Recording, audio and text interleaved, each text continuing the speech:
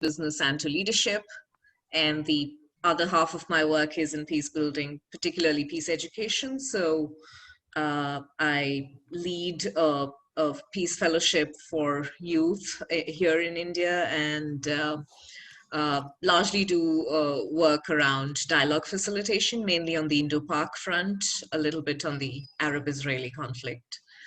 And yeah, the last couple of years I've been doing a lot of dialoguing within India around the collapsing state of democracy here. And that collapse has been unfortunately deepening with the COVID situation. So I guess the regime's getting more and more authoritarian and yeah, dangerous trends. But I guess it's kind of unfortunate when our kind of work gets very relevant in the world.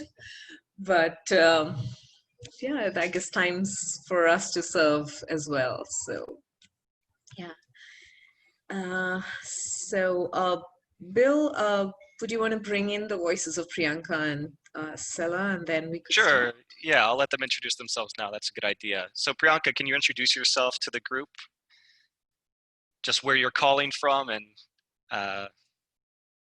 yeah, and your peace center too. Yeah. Hi everyone. I'm sorry. I'm just on audio because bandwidth's a bit low. I'm Priyanka. I'm also from Bombay. Hi, Rukmini. I hope you're all right in a lockdown wherever you are in the same city. I am currently a Rotary Peace Fellow at International Christian University. I was just visiting my mom, and I am still here. So we are locked down with great home. I'm severely missing Tokyo. My profession journalist for 30 years, reporting on issues of human rights justice from various parts of the world, writing various news publications. I'm also a former Fulbright Fellow, and I've done writing workshops, writing for healing. Oh no, I think she got dropped. She was a little bit choppy there. But yeah, I know that she is a journalist, and I think she was describing her work there. And Sela, are you calling in from Kenya? Sorry. Oh, Yes. go ahead. My name is Sela Kingoro from Nairobi, Kenya. I am a Rotary Peace Fellow from Chula, class 20. That was in the year 2016, January to April. And I work for government in the area of national cohesion. Okay, thanks, Sela. Nice to have you. So I'll turn it back over to you, Rukmini. You can share your framework, and then we'll have that open discussion.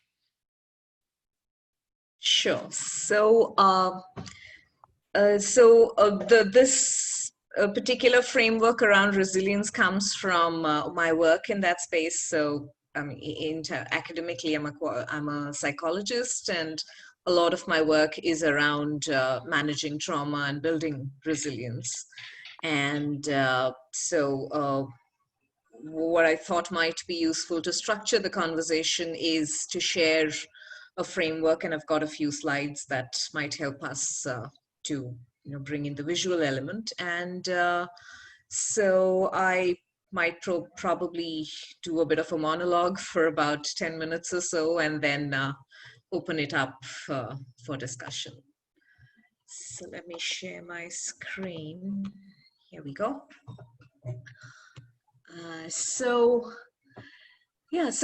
One of the primary things about resilience is very often the interpretation of the term is about strength. It's about being strong when the times are tough. It's about showing up and performing, and that's a dangerously narrow way of defining resilience, in that it's not just about performance, it's not just about strength, but it's really about being able to swing around the cycle that you see on the screen, which is that we need, of course, spaces and times where we need to perform in our lives, and do our best at work, do our best in our communities and in our families.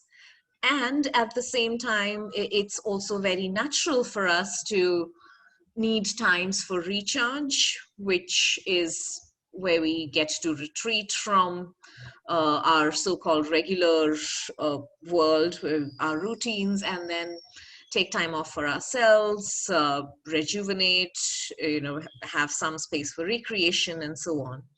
And recharge, of course, happens in different ways for different people. For most of us, it's kind of built into the idea of a weekend where we are on the performance mode on weekdays and there's the weekend to recharge. And interestingly, if you look at the popular narrative and also the popular expectation around what it means to be a professional, it usually involves swinging between these two top quadrants, which is performance and recharge. And we don't really like to talk about how important it is to also visit the bottom hemisphere there, which is about spaces of burnout or breakdown and spaces of survival. So now here, of course, the word breakdown or burnout sounds rather ominous, but it's not really, in the sense that when we talk of breakdown, we're talking about, can we also take up opportunities to consciously break down routines, break down habits, break down mental patterns, which we've probably built in as a matter of efficiency. And it's really important to, from time to time, take that step back, pause, and look at what's not working for me, or what could be different, or what could be better, or what suits me in this moment in life, and tomorrow it may be different. So breakdown is also really constructive as a process if we can use it consciously. And usually once we go into a breakdown space, it's very natural for us to then slowly come back into the survival mode, which is where we start to re-engage with the world. And yeah,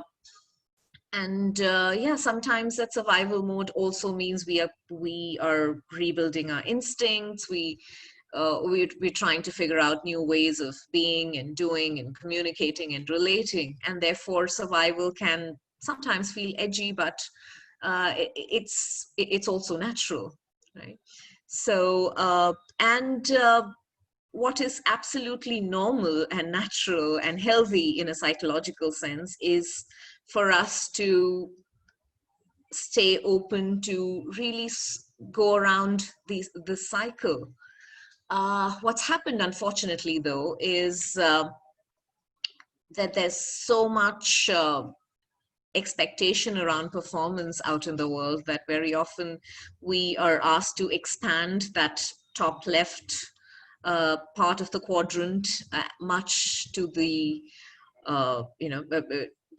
to the cost that we don't really get enough time to recharge. We don't quite get enough time to pause and break down what's not working and think about what needs to be rebuilt.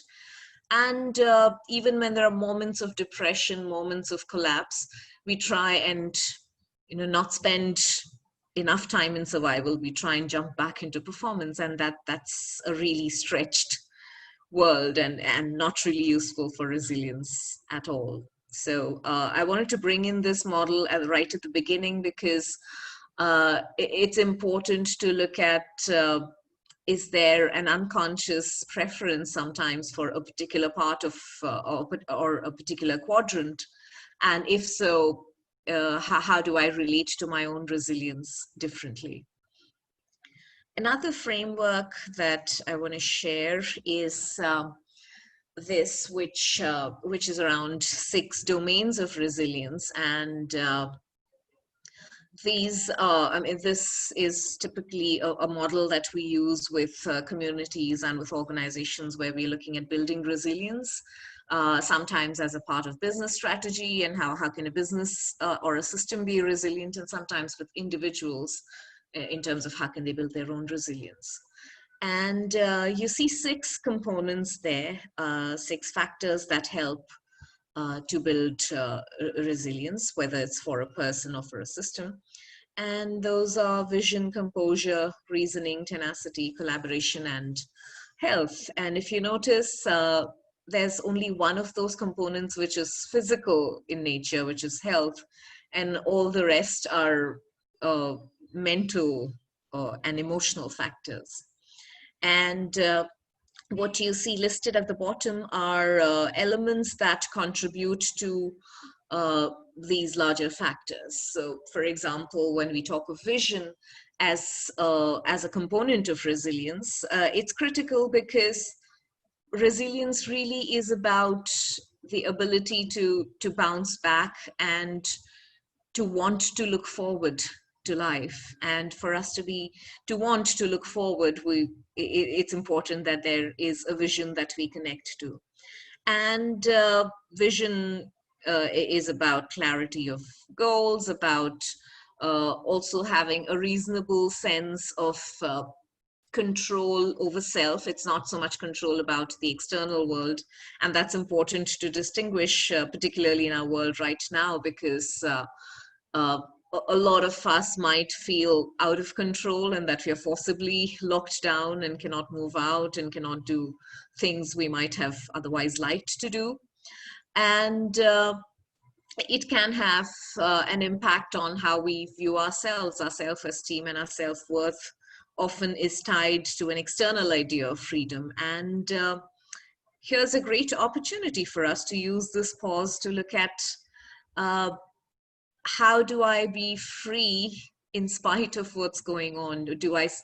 How do I choose to do what I need to do in this moment in spite of external restrictions? Do I give myself the freedom to choose how I can be, if not what I can do, right? So vision is one critical aspect that we need to build when we talk of building resilience. And as you hear this, my invitation to you would be that as I go through each of these 6 factors, perhaps think about a mental, a self-assessment. You know, if you were to rate yourself on a scale of 1 to 10, 10 being high, on each of these components of resilience, how would you rate yourself? And that exercise might help you, get a sense of your own resilience in this moment, and also perhaps allow for clarity in terms of what are areas that you might perhaps want to seek support in or spend more time building for yourself. So that's vision. The second factor is composure. And composure is about how do I present myself and how do I show up every day to the world as it is right now, right? So that it's really natural for us to feel what are called sometimes negative emotions, but emotions are what they are. There is meaning making around what's positive and what's negative, but each of them have their own value. And so how do we choose to express our emotions in a manner that's healthy for self and healthy for people around us? And that's the idea of emotional regulation. And the ability to be patient and to pause and to wait out when one needs to wait out things. And also manage the emotions of people around us. And sometimes it can be negative, and yet there are things that we can do to extend ourselves to others in this moment. And that's the idea of composure. The third piece here is around reasoning, and this is about being able to access our mental abilities, our logical abilities, particularly when times are tough. And reasoning, of course, serves in terms of being able to bring up creative solutions, to solve problems, connect with our own resourcefulness, and resourcefulness in terms of inner resources, right? Our attributes and qualities and skills and values, which can be resources in times like these. And also the readiness to adapt to whatever is our current situation. So that's the idea of reasoning.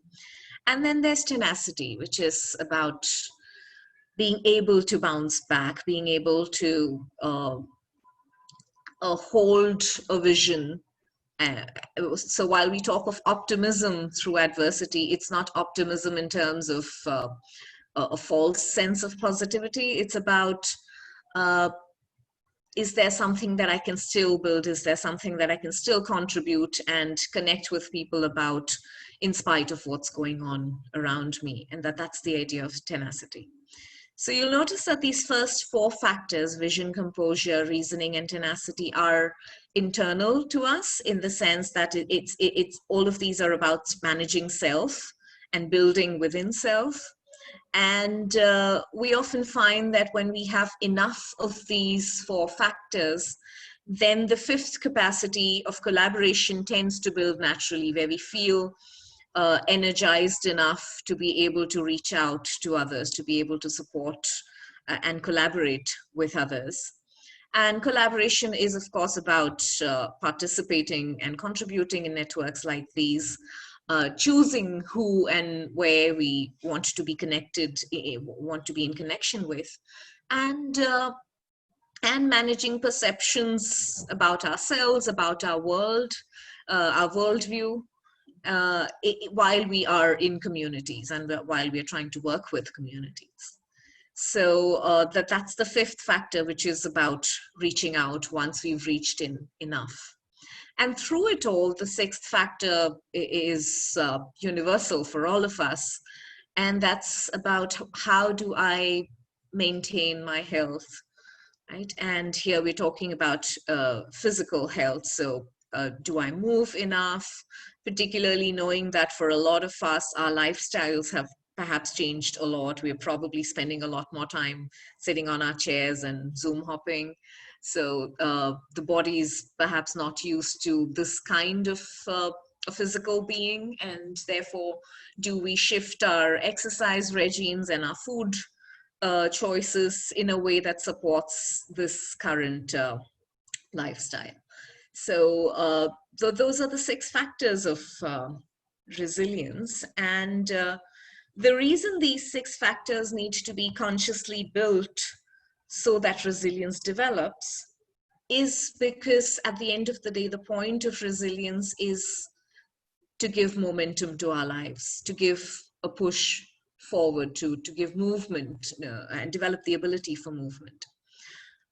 Having said that, it is important to note that some of us at this point in time might feel that there's a positive momentum, which means we feel we've been trained for this time, and everything is sort of coming together for a lot of us, and therefore we feel ready to embrace what is and what might come.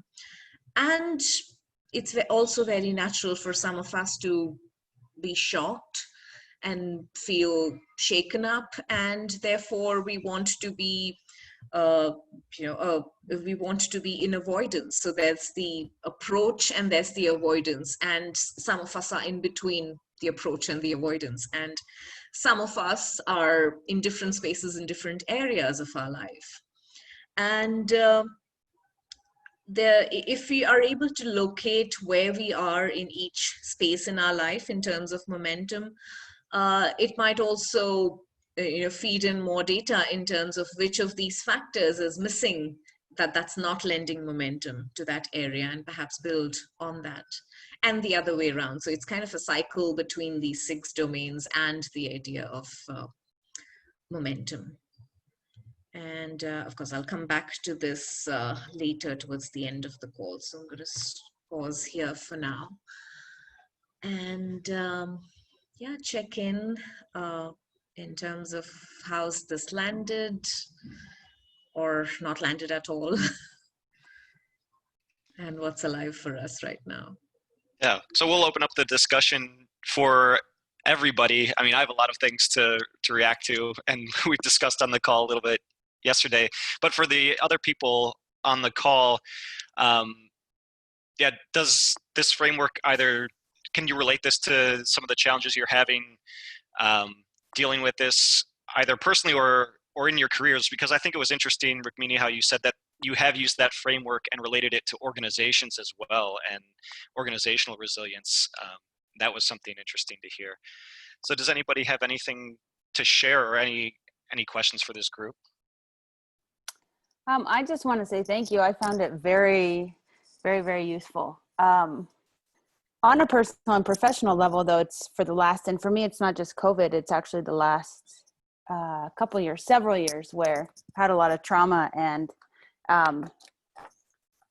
yeah, just looking at it, trying to get back on my feet. And I think for me, it has been really hard when I was used to being the one to engage and go and figure things out and be in the world and try to make a difference, that it was really hard to hit that bottom and to feel that I shouldn't be there. What you're saying, the productivity and my worth was tied to all of that.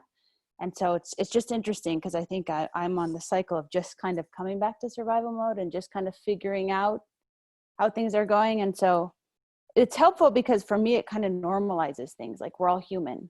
And in a weird sense, the COVID crisis, I see people reacting, and there's this anxiety and this, and for me, it's been not calming in a way that there's crisis, right? But calming in a way to see that humans, how a lot of humans respond to crisis, right? And a little bit more patient. And then for me also that, yeah, to really think about those different things, the holistic well-being, and, where might we need some work, or do we have strength?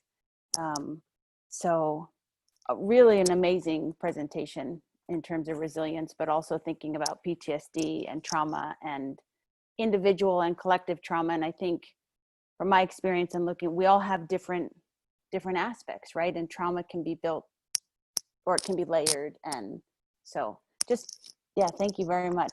Really, really, really insightful, really helpful, really motivating too, and encouraging, not in the sense of like, I need to be so efficient, right? But how do I find myself, and how can I be in the world, and what contribution can I make, right? That's healthy for me, and that is useful for the world, or useful for being. So yeah. And just lastly, as a Peace Fellow, when all this kind of hit, it was, and even on the last call of the Peace Fellow, just to be vulnerable, I was hesitant to jump in, because I just felt like all these Peace Fellows are doing all these amazing things, and I'm not good enough, right? Like I've had tough things in life. And I'm just turning that corner of finally being able to see how some of the darkness or struggles or can actually be used to be more empathic, to understand and be with people who are going through crisis, right? Those uncomfortable feelings, those. So anyway, that's a bit much, but really good presentation. Thank you so much. Thanks for sharing, Leah. Jimena, I'm interested in maybe going back to what you shared at the beginning, and you mentioned your organization, United for Change Center, working with vulnerable populations in different countries, and maybe some of the organizational challenges that you've been facing. Did this relate to that situation in any way? Yeah, absolutely. First, thank you, Rukmini. I think you just talk about a topic that is trending over the world. Everybody's talking about resilience now. And yeah, well, just want to make a comment that, I find this theory of resilience very important and very easy to relate in a personal level. And you can actually kind of, I'm not, just tell me if I'm wrong, but you can kind of measure, like if you are more resilient in life, based on the things that happen to you in life. Like, for instance, if you go through a divorce, and then you were depressed for like a year, and then you go through to another divorce, and then you're depressed like 2 months, right? So you're more resilient to that pain. And I think it's easy to measure.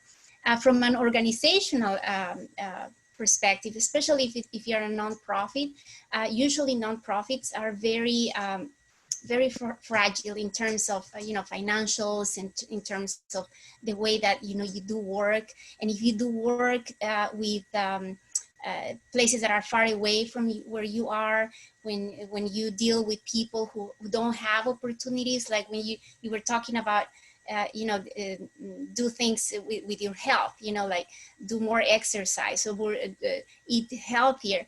you deal with people who don't have food, with food security, it's just not, it's there, insecurities there, where they don't have access to healthcare. So how do you translate that theory of resilience to people who don't have those choices, right?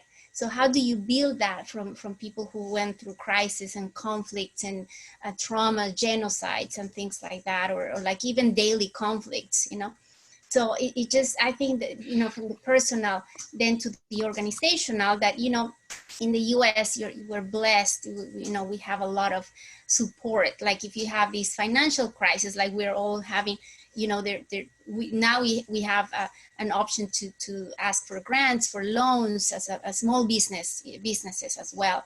So, but if you compare that, what is going on in other places, like where they don't have those options.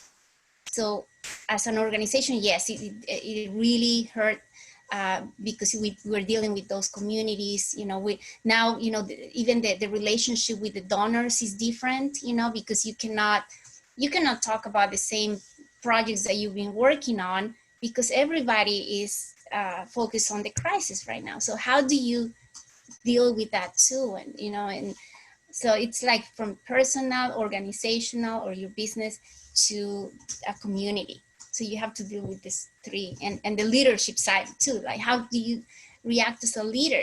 What do you do if you don't have money to pay your employees? Or so it's very tough, Yeah. Yeah, lots of challenges. I think, well, that's what's interesting about this model of resilience and some of the other discussions that we've had on these calls, is that it's very helpful as a framework for yourself personally, but you kind of need to have personal resilience to be able to, in your case, lead an organization, be able to help others to find the same meaning in the experience that they're having. So there's different components I think you can relate it to. Oh yeah, absolutely. And thank you, Rukmini. That was a really interesting framework. I love the holistic approach, that you made. But my question was like, how do you, in terms of an expert in building that resilience in a community, how can you measure? How do you know if a community is more resilient? That will be a question besides my comment. So, well, yeah, there are ways to measure it, of course. I mean, at an individual level, you can, there are tests and frameworks that one can use to do that. Similarly with communities, but the point is, particularly in this time of crisis, it's really not the time to push up the resilience figures, but really to look at where we are. And if we happen to be in burnout, or if we happen to be in survival, so be it. And can we tend to that? So because there's, so if I come at this trauma angle, typically the old narratives around trauma are that when there is danger, like danger in the form of COVID right now, the response to trauma is fight or flight, or freeze. And that's really one half of the narrative, and largely based on research on white male people, right? And if you look at research figures that are more holistic and broad-based, we also realize that for a lot of women in trauma, the response is to tend and to befriend, to build communities, to look at support networks, to say that, hey, it's okay that you're hurting, it's okay that you're doing badly, and we can go through this together, right? And that's the kind of leadership that's being called for right now. That can you tend to what's happening as a leader, as an organization, as donors? So everyone's being called to move from what was traditionally, in theory, you would refer to as the shift from an ecosystem to an ecosystem-based leadership, right? It's where the ecosystem-based institutions that we've created have a hyper focus on performance and that part of the quadrant, and which is really unhealthy and it's really unnatural.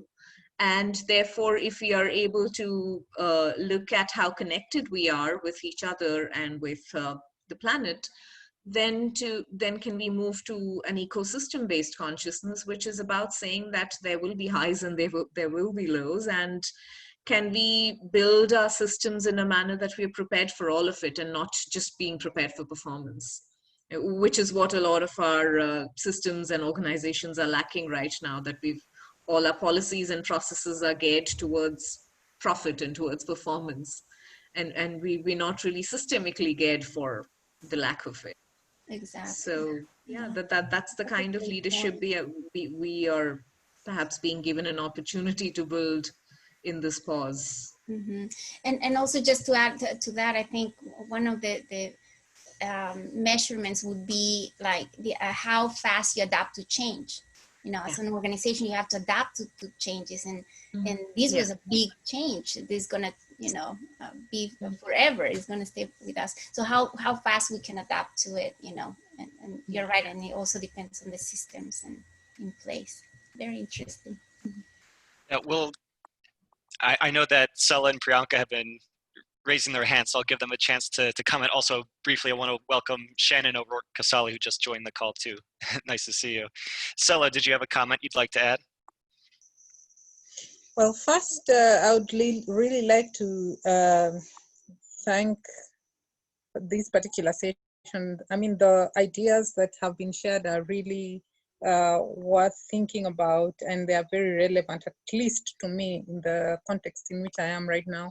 First, I would like to concur with the fact that if an individual is resilient, then they contribute to the resilience of the society, especially at a time like now when the society is facing, you know, shocks, as it were. And so the resilience of myself or any person in the community will contribute towards how the community itself will be able to respond to this, you know, strange issue that we are dealing with at the moment. I would like to say thanks for opening my eyes towards the very definition of resilience. I actually didn't know that, you know, burnout would be useful in this particular framework. That I mean, I need time to actually go through that so I can then bounce back better, as it was. So thanks for that. And then when I look at the other components, I'm seeing how relevant they are to what's happening, say, in Kenya today. One, it's about the fear, particularly in institutions or organizations, as to how we are going to work. And I'm speaking from a point of view of an organization that deals with the communities. Community engagement is at the center of everything that we do. And one of the things we've been thrown to is lack of engagement at all physically with communities. And as you may know, in countries like Kenya, social media, or rather internet, is not really a connective feature to most people. So we've been locked out to connecting with communities, and our work is almost stalled. And so readiness to change is one of the things we are dealing with as an organization. How are we going to actually continue our work? How are we going to ensure impact even within this period and beyond? And the other thing is, I have seen a little bit how the components kind of relate to one another. The issue of self-worth, for instance, will definitely inform how I take care of my health. So it's, I can say I am not seeing so much like a division of the components. They kind of feed into each other. If you're better at the beginning, if you're able to set goals well, then you're most likely going to take up better networks that can support you in whatever goals you've set up. You're most likely going to manage perceptions better. And that helps me to have a clear sort of guideline on how I can work on my own resilience. So thank you so much. Thank you, Sela. And yeah, that hierarchy, or I guess interconnectedness of those different components of resilience is something that I was thinking about too. Maybe there are some for Rukmini could probably share, but some areas are probably more of a strength for some and a weakness for others, but they definitely feed into each other. And Priyanka, I'd like to give you the chance to comment too.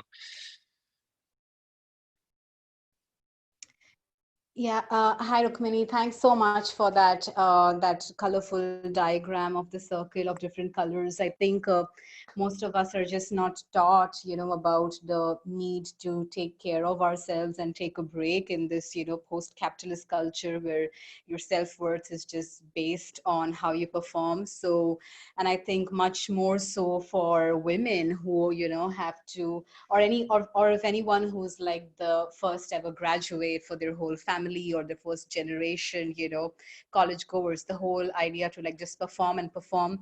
The capitalist idea of feminism that becomes so problematic that you just have to, your self-worth is tied to just performing and equating with something. And as a journalist, I've noticed that with rural women where people have so-called empowerment programs and like, here's a woman who used to never step out of the house and now she's stepping out, but because she's stepping out doesn't mean that the household chores are being taken care of, right? So this whole idea of that kind of, capitalist idea of feminism is the reason why we're all burnt out. So when Leah was speaking and Jimena, I'm sorry I'm pronouncing your name wrong, you were speaking, it just resonated in that way completely. But I'm thinking also the downside to that is when resilience becomes almost like a bad word for communities which keep on being beaten up over and over and over again. And so institutions really bank on their resilience all the time because they just know, well, people are just going to come back up again. And I've had that experience reporting from conflict areas and some places, for example, in India, that are annually flooded, and the administration does not do anything about it because they know that people are going to rebuild their homes and their lives, and communities too. They just know, well, we have to do it on our own because you just can't trust the government. And I think Rukmini would understand a similar situation in Bombay, right? It used to be a place where we used to enjoy the monsoon, and now it's just, the city that never sleeps. Well, we cannot sleep because we are going to be let down. And that also happens in institutions where leaderships are just crappy, So I'm just wondering, like, while this whole diagram, definitely this approach that you're given definitely applies to individuals, I'm just wondering if it applies to communities, because for them, their resilience itself is a problem because there is just no push for change that's actually required, So it's almost like telling communities, well, if you're strong, if you have a purpose, and if you rest up, you can face the next flood again and the next famine again, because you know what, systems are just going to be like this. So I'm just wondering, how do we deal with that? Because right now, what's happening with the pandemic, yes, that's a problem, but a larger problem is the fact that we're not able to manage and address it because of our fractured healthcare systems around the world, right? So, and that is a greater issue. Tomorrow, that could be another pandemic or something else, right? So I'm just wondering, while personally I'm taking care of myself, and in a way I'm actually seeing this as a nice time for myself, but I'm at such a privileged position to feel that way. Majority of the world's population cannot afford to be in that, be self-reflective, So yeah, just had to share those thoughts, and just wondering, what do you, Rukmini, or anyone else has to say about it, if that makes sense at all. Okay, back to mute. Oh, it makes absolute sense, and I'd love to hear other voices as well. But yeah, just to chime in on the community front, that usually when we do this work in communities or in organizations, then that there's a layered approach in that it's not just about resilience, but also resilience in the context of privilege, resilience in the context of identity, and all of those factors interact with each other, right? And resilience in the context of gender, and therefore, how do we weave in those aspects as we work on building resilience? So it's a sort of a more layered model when we work with communities. Yeah, I think that's something definitely. I mean, even among Peace Fellows, some people, you know, me included, I can work from home. I feel like I have the ability to, yeah, to focus on how to cope with this. When other people, challenges are different. Maybe they're working from home, but now they have all these parental responsibilities that they didn't have before. So different people have different capacities um, to either feel like they can contribute to positive messages and a solution, and other people that need to maybe take a step back at this time and focus on themselves and their families. Chloe and Shannon, wanted to give you a chance to, maybe Shannon had her hand up, so Shannon first, and then Chloe, sorry, I'll give you a chance next. I did unmute. Can you hear me? Yes, go ahead. Sorry to come in late. I had some stuff to do for work, and so I'm sorry I missed the diagram that was shared by Rukmini.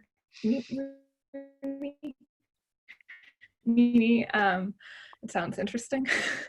But I just wanted to say, so I'm in Illinois, and I just moved back to the US in August from living in the Democratic Republic of Congo for 10 years because that was very stressful and wanted to come to the US to have a little bit of a break. And now we're going through this. So kind of funny how that works out. Some of my emergency response training is weirdly very useful here right now. But I also wanted to warn about sometimes, and I've heard this more and more, not necessarily in this conversation, but larger, is like, oh, I'm lucky because I can stay at home. And in some senses, it is a wonderful blessing to be able to work from home. And for other people, that adds another huge challenge, whether it's kids, whether it's mental health. I work at the University of Illinois library system right now. We have a colleague who committed suicide last week. And so there's just, to be aware of, for some people, being out and working in a grocery store and, taking all the risks doing that in the US is also their best way of coping with the current situation and continuing to provide for their families, just having something to do and seeing people. And for others, that is a serious health risk and a problem. And it's, so I think with the situation that everyone is in, regardless of what it is, there are some things that in some ways people have certain luxuries, and those luxuries are not luxuries for other people. So just to keep in mind that even though, for example, I'm here with my husband, we have a great relationship, we're getting along well, we have a nice home, I don't have to run around toddlers, that are interrupting things. The worst thing we have is our dog, which is very fine.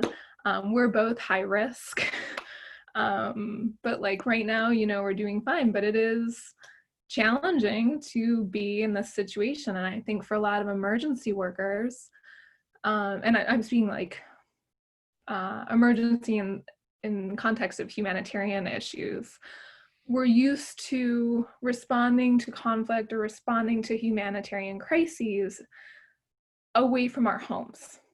And so mentally we're prepared to do this, but we're gonna get a break or we're able to go home, And when you're dealing with it at home and it's not just you, it's the entire world and on different varying levels, despite the things that might make you feel, I'm doing fine or all this stuff, like to be aware of the scope of this is something very different from what most people have ever dealt with. And so just to be aware of those nuances where regardless of where we are, what liberties or what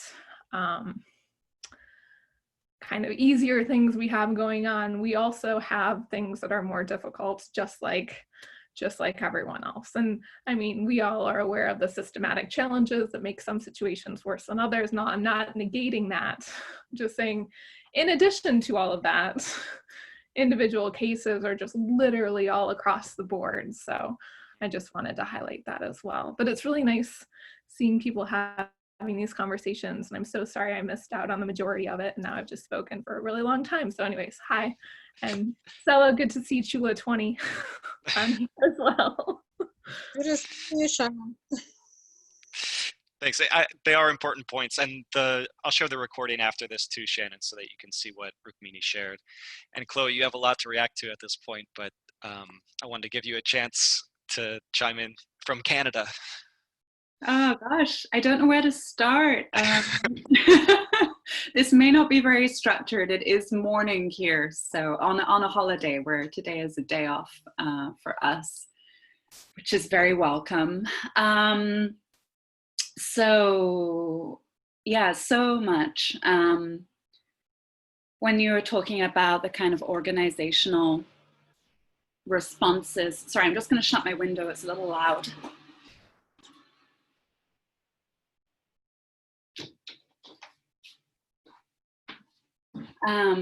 Yeah, about organizational responses and whether we can adapt from our focus on productivity to something a bit softer and more allowing. Yeah, it's so interesting. I work for Shannon, and you joined a bit later. I work with the Canadian Red Cross in our emergency management department. So in theory, this is what we're we're trained for, right?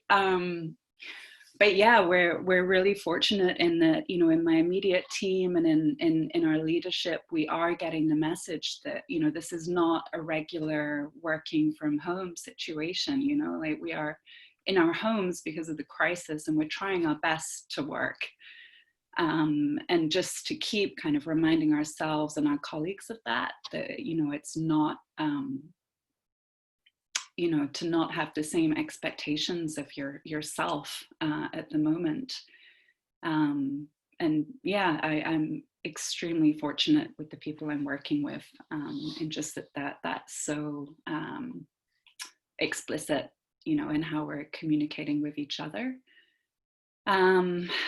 And yeah, I'd really love to speak more just about the community side as well.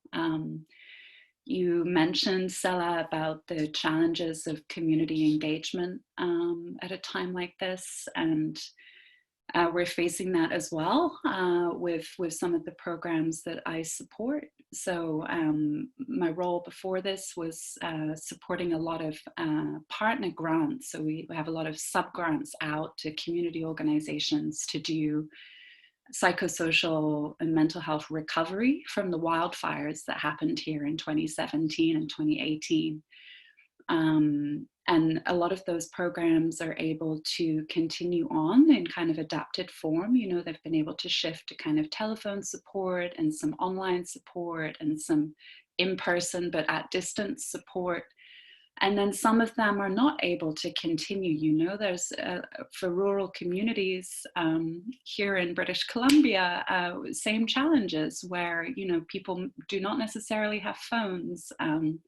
Our First Nations communities are totally locked down with roadblocks, and the only kind of operable phone with internet connection may be in the health center, but of course more than 2 people can't gather at the health center.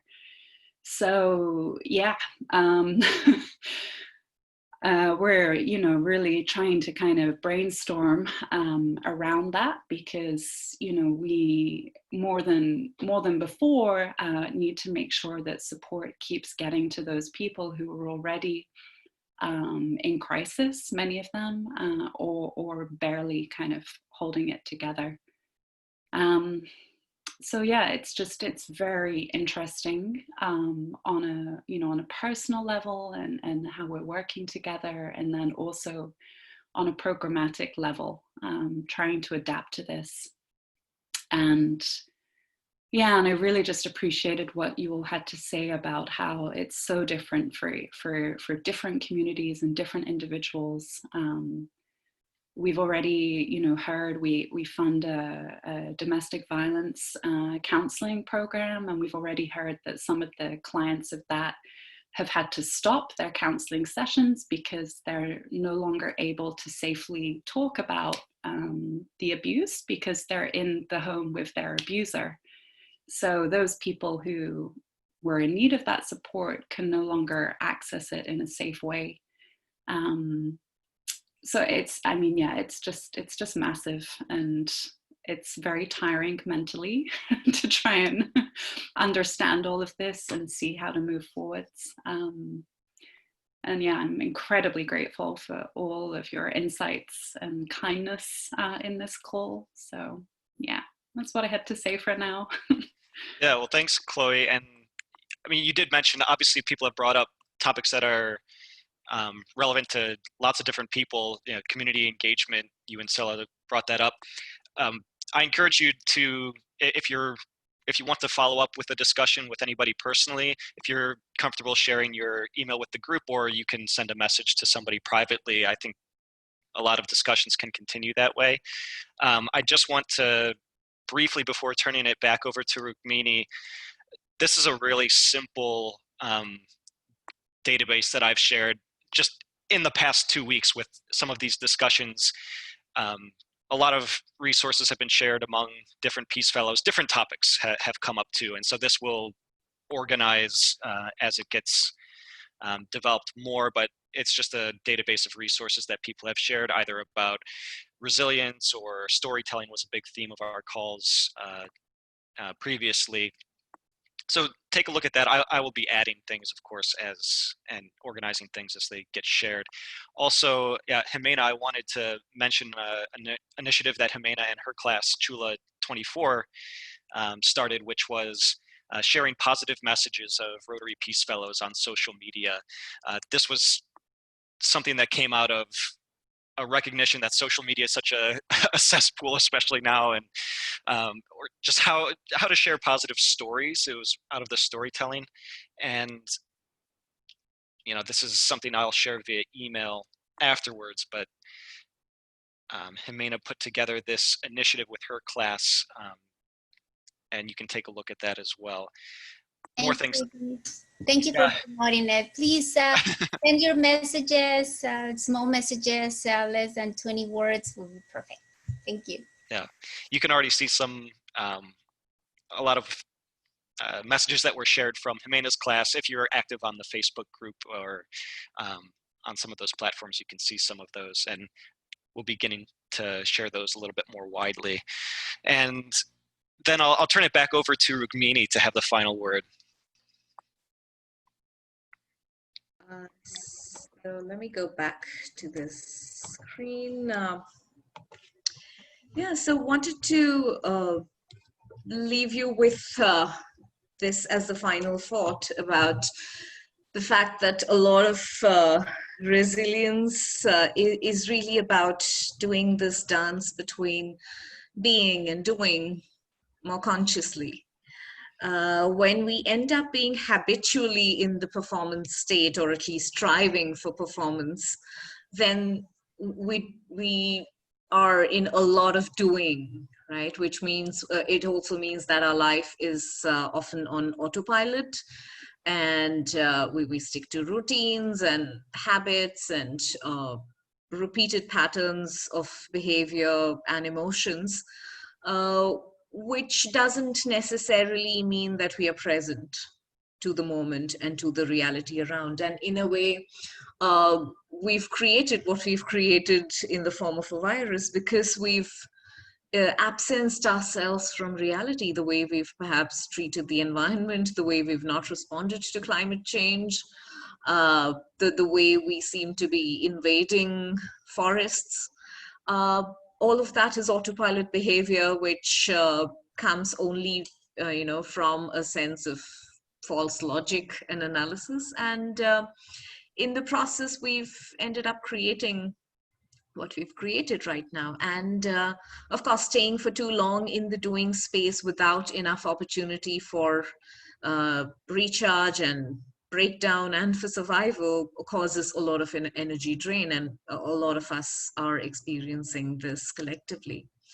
And the invitation of the moment, therefore, is really to step into the being space as much as we can for now, and going forward also do this dance consciously between these two states, where we are able to attune to our senses more consciously, to really see what's going on around, hear what our own bodies are saying to start with, and to hear what others have to say, to hear what our community and our planet has to say, and look at approaching the future from whatever is here and now, and not from our mental constructs of what should be or what we'd like it to be, but to really be more grounded in reality. And that process can be so much more energizing than just the act of mindless doing. So yeah, so that's the final thought I want to leave you with, that building sustained resilience, whether as individuals or as communities, is really about doing this dance consciously. So that's that. Back to you, Bill. Okay, thanks. I just wanted to say thank you for everybody who came and shared your experiences and your ideas. Like I said, I think these conversations can definitely continue. As far as hosting these again in the future, I started these with Kiran Singh Saral. Rukmini volunteered to share on resilience. If you have ideas for topics that you'd like to have as a basis of the discussion, or if you think that you have something to share and would like to plan something with me that we can continue these, I think they've been, hopefully helpful for the people who have joined. I think we've had a good size of conversations where people can share. So I'll continue to hold them as regularly as I can, as long as there's interest. So can you everyone kind of put their email on the side to share? Can you make a list and send that email to us to start a group? If everybody's okay those with of us yeah, who have shared on the chat. Sure. Yeah, for the people who have shared on the chat, then I can write to you as a group and share resources that way. If you and we can be connected. Yeah. Sorry. Yes. Yeah. Exactly. All right. Yeah. Thanks for the suggestion, Leah. And yeah, this discussion could go on for a long time, but I just want to say thanks again. I hope everybody's doing well where you are, and hope to talk to you again sometime soon.